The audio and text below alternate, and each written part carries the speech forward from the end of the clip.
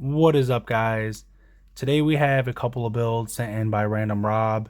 Now, this is a pretty special set of builds. Rob actually spec'd these out for him and his father, and I just think that's such a cool concept. It's something that I've thought about myself a couple of times as well. And I just think it's really cool that, modding offers a level of customization to the point where Rob and his father are going to know that they're really the only two people on Earth that are going to have this same exact watch. Um, so, like I said, I just think that's such a cool concept. You know, the watches being custom, kind of symbolizes that bond between them two. And so, like I said, they're the only people that share that bond, and they're also going to be the only people that share this watch. So, like I said, really cool concept. I'm honored that Rob trusts me enough to do these builds for him. I can't say thank you enough to him, and um, you know, I'm really excited to see how these builds turn out. So let's go ahead and go over all the parts list. So we have a couple of NH38s. This is the no date variant of the NH35. You can see that's actually a whole plate there that blocks off where a date wheel could go. So definitely the proper way to do a no date. Of course, we have a no date dial as well. This is like an Explorer style dial with the 3, 6, and 9. It's a nice, crisp, clean white with those blacked out markers for legibility, and he paired that with a really cool handset as well. I've actually never seen this handset anywhere else.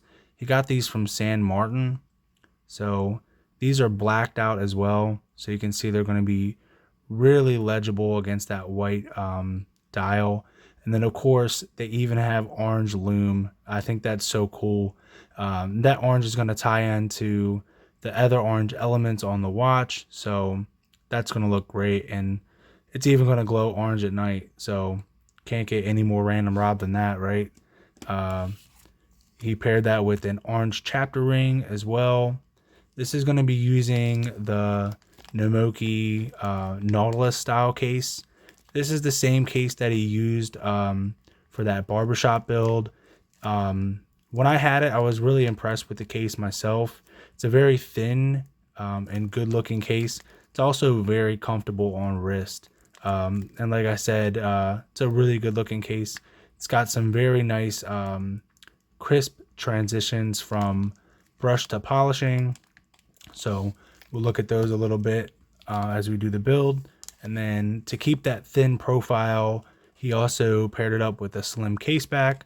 So like I said, this is going to be a great looking couple of builds, and they're also going to wear great. And then of course they have, 100 meters of water resistance and all the things you'd want in a watch that you can wear daily. It's going to stand up to the abuse and all that stuff as well. So, like I said, I'm excited to see how these turn out. So let's go ahead and get into it. All right, guys. So if you are unaware, Namoki dials come with dial feet for both the 3 o'clock and 4 o'clock crown positions. The case we're using today has a 3 o'clock crown, so we're going to go ahead and remove these 4 o'clock dial feet. To do that, we're just going to use a pair of cutters, and we're just going to cut as close to the dial as we can. So we'll go ahead and turn it around here and get the other side as well. Like I said, we want to get as close to the dial as we can. You will notice here, taking a closer look, that there will be a little bit left over. So to get that completely flush, we're going to go ahead and use a file and then smooth that down. This doesn't take very long. The dial feet are made out of brass, so it's a very soft material. So you won't be filing for too long. This video isn't sped up or anything. This is in real time. So, it doesn't take very long. You can see already that we have our dial foot completely flush with the dial, and that side's taken care of. So we'll go ahead and flip the dial around, and we'll do the other side as well. Same way as we did before, we're just going to go ahead and file that down. So I always like to do this step first and then get the work area clean before we start on the rest of the watch. So we'll go ahead and get this one filed smooth as well. And you can see that side's done as well. So now we can go ahead and clean up the dial. Just use a little bit of Rodico here to make sure there's no debris left over on the dial. And then we'll also go ahead and use a little bit of air here just to, be on the safe side and make sure there's no little particles hiding anywhere that can work their way down inside the movement later on. So go ahead and take a look and just make sure that they're completely flush. So I'm happy with those. Go ahead and turn our dial around here and get ready to install it onto the movement. So we'll just go ahead and press that down onto our movement here. And this is a really nice looking dial. Almost looks like enamel, kind of wet even on certain angles. But we'll go ahead and make sure that it's fully seated onto our movement here. Just checking from the side profile there. So I'm happy with that. We can go ahead and start with our hand installation. So we'll go ahead and start by installing our hour hand. Since this is a no date, we don't have to worry about, changing the date over to 12 or anything. We can just go ahead and set our hands. Because it's a no date, you don't have to set it at the 12 o'clock. But out of habit, I'm just used to doing that. So before we press it on all the way, we'll go ahead and get it lined up. And we'll just make sure that we're completely lined up here. And then now we can go ahead and press the hand on all the way. So before you set the hands, there's a little bit of wiggle room where you can adjust it. So you want to make sure it's completely aligned before you press it on. So now that I'm happy with the alignment, we'll go ahead and get the hand pressed on there. And then we'll just double check and make sure that it's completely seated. So we'll go ahead and look from the side profile here, make sure the hour hand is all the way down and that we have clearance. So I'm happy with it, happy with the alignment. Go ahead and clean it up a little bit while we have access to the hour hand, because when we put the minute hand on, it'll be blocking it. So I just use a little bit of Rodico there to give it a little touch up.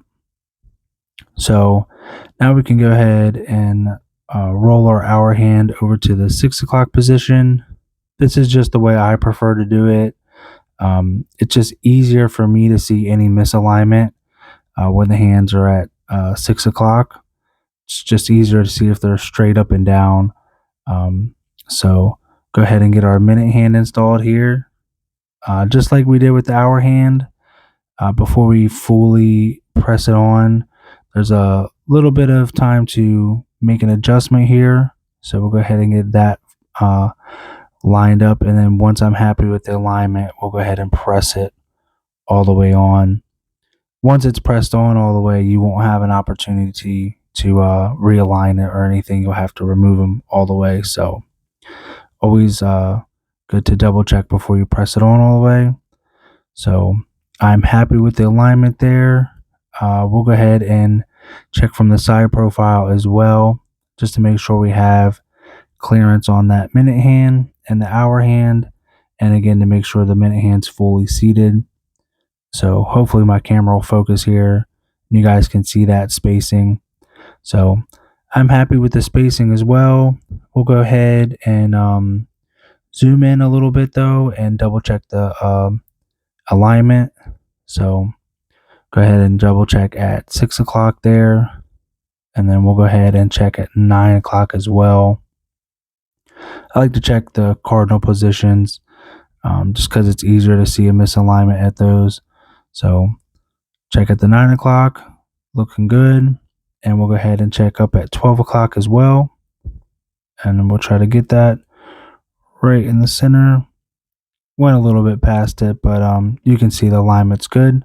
So I'm happy with that. And we'll go ahead and get our seconds hand installed here. I zoomed in so you can see that little tiny post there. That's what we're getting our seconds hand installed onto. So go ahead and get that pressed on. Just like the other hands, I use a little bit of Rodico to hold it, and then once it's in place, I press it down. So um, now the best way to check that the seconds hand is on properly and that you have spacing is just to let the watch run. Plus, this angle looks really cool and satisfying to me to watch the watch run. So we'll go ahead and watch it run over the minute hand here, and we got plenty clearance, enough to see a shadow. So that looks great. Um, this dial and hand combo is just stunning. Honestly, it's really legible. With the blacked out indices and the blacked out hands against that white background. I love that pop of orange on the white as well. And then if you look at the tip of the second hand, it's even got a splash of white as well, kind of tying the handset all together. So here's a look at the case. You can see that beautiful deep grain brushing on the bezel. It's got really nice polished transitions as well. The other cool thing about these cases is that they come with the crystal gasket pre-installed, so you don't have to install that or anything. So we can go ahead and just start by installing our chapter ring. There's an alignment tab right there at 12. Just go ahead and put that up at 12 o'clock on the case here. And then once we have our chapter ring in, we'll go ahead and double check and make sure that it's in that little groove in the case right there. So with our chapter ring installed, we can go ahead and install our crystal here. So I'll go ahead and unwrap it. I'm always careful when I unwrap the crystal, just to touch it by the edges and then also to get it on the case as quickly as possible. That way I don't get any kind of dust underneath the crystal. So we'll go ahead and get that set onto the case here, and then just make sure that it's flat and evenly pressed on. It's not crooked or anything. I'll go ahead and move the crystal press and case a little bit closer so you guys can see, and then we'll go ahead and press our crystal in. So for this particular crystal, because it's flat, I'm using an aluminum die at the top, and it's a flat die. um, Most dies that you use have like a hollowed out center, but I find that when you're using a completely flat crystal, it's best to use a completely flat die. So, you know, pressing this crystal in is pretty easy and straightforward. You don't have to turn the case or anything. It's not like a domed crystal when you're installing it. This one goes in pretty straightforward. Like I said, I don't even have to turn the case or anything like that. It just goes straight in. So we'll have a look at our crystal here. So we'll check from the side profile, make sure that it is fully seated. Everything looks great. So I love this crystal. It's even got a little tiny bevel on the edge of it there. So you can see that transition. So little touches like that make a watch look more upscale. So I appreciate that they added a little tiny micro bevel to the edge of that crystal. So really nice touch as well. So I'm happy with that. I wanted to show you guys this die though. So I bought this specifically for flat crystals. You can see that there's no hollowed out center portion, and that allows the flat crystal like this to just be pressed in all at one time, and you can see the results kind of speak for themselves. Makes it nice and easy, and you don't have to worry about it too much. So with that, the case side of things taken care of, we'll go ahead and get ready to install the movement. We'll just give everything a quick clean with some air real quick. So give it a few puffs underneath the crystal, and then we'll go ahead and get ready to mate our case and our movement together. This is always everybody's favorite part. So it's coming together here, and we can have a look at what it's basically going to look like. So I'm happy with that. I'm happy with the chapter ring alignment as well. Sometimes that can be a little bit hard to align, but everything looks great. This is a really good looking case. Um, you know, the Nautilus is a very upscale watch, so um, you get a, it's not a Nautilus, but you get a little hint of that DNA. So Really nice looking case. Now that we have our case taken care of, we can go ahead and worry about our crown here. So we'll go ahead and get that installed onto our stem. And then once we have that all the way threaded down, and we can go ahead and install that into our case here. So we'll get that installed, make sure it's all the way clicked down before we measure it. So now we have our crown installed. We'll go ahead and measure the distance from our case to the edge of our crown here. So we'll go ahead, measure that. I got 7.52.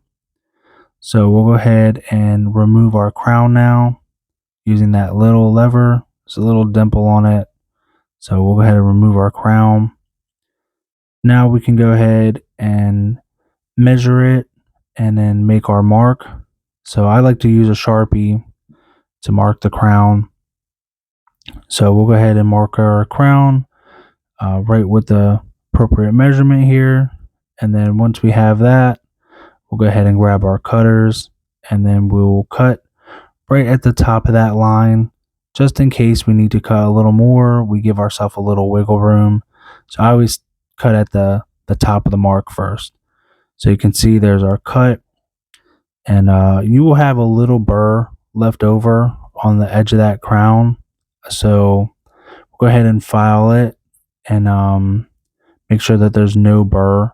That way when we thread our crown back onto the stem, we're not gonna, cross thread it or anything.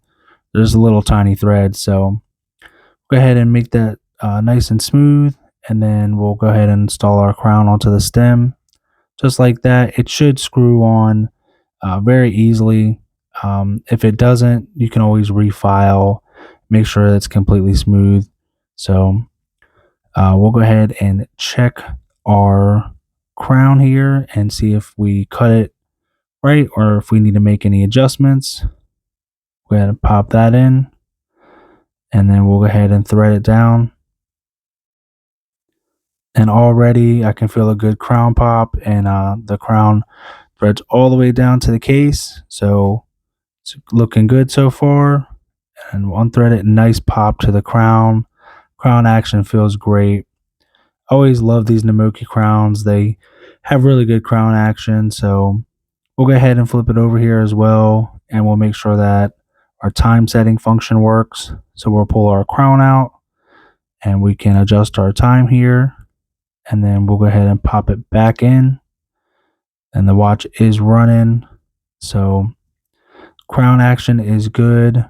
We'll go ahead and thread it back down onto the case. It's even easy to manipulate in these finger cots. So really happy with the crown action. So that is good to go. We'll go ahead and remove the crown for the final time here, just so we can lubricate the crown gaskets. So go ahead and grab a little bit of silicone grease here and apply it to those gaskets.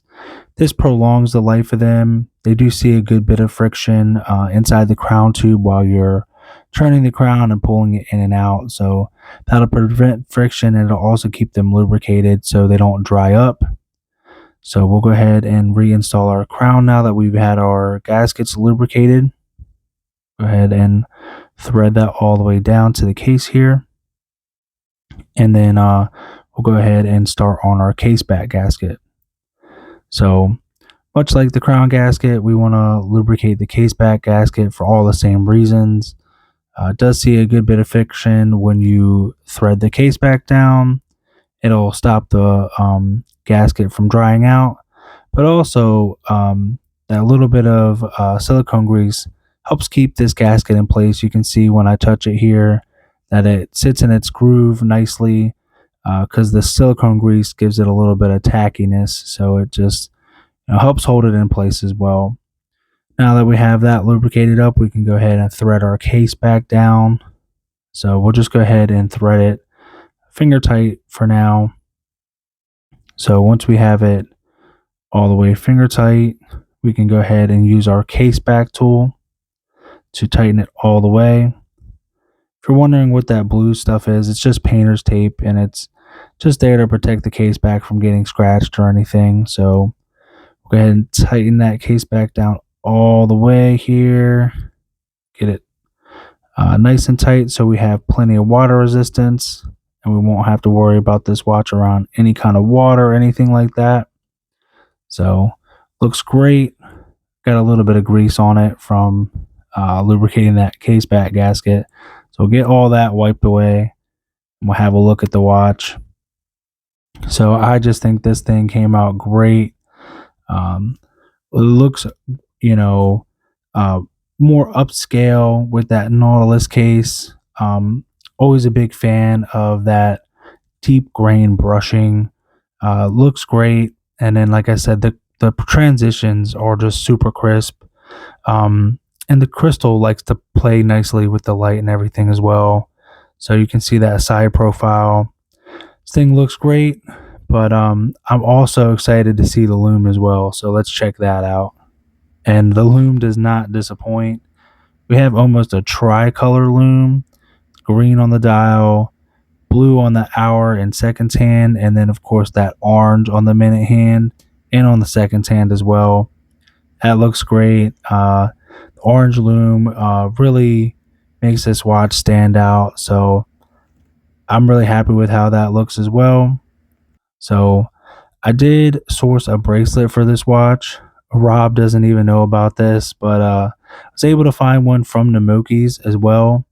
And I was able to find one with a fold over clasp and 3 micro adjustments. So you can see that fold over swing arm there. Most of the Nautilus ones have a butterfly clasp, but I know Rob isn't a fan of those. So I was able to source one with a fold over clasp, and I'm super excited to see how if he's surprised about that or not. And the only thing better than one of them is two of them. So here's both the builds side by side. The father and son build. Um, they look great. They're both identical. So, when him and his dad wear these watches, people will be able to notice. I put them on the same bracelet from Namokis. It's got the same clasp as well. So these bracelets have a really nice taper. They taper from 22 down to 18 at the clasp, and they have screw pins. So I'm hoping that Rob enjoys the bracelet, and I'm hoping his dad does as well. So, like I said, I think these watches came out great. Thanks for everybody watching. Everybody have a good Father's Day. I know I'm going to spend time with my kids and enjoy that. So, thank you guys for watching, and I'll catch you guys in the next one.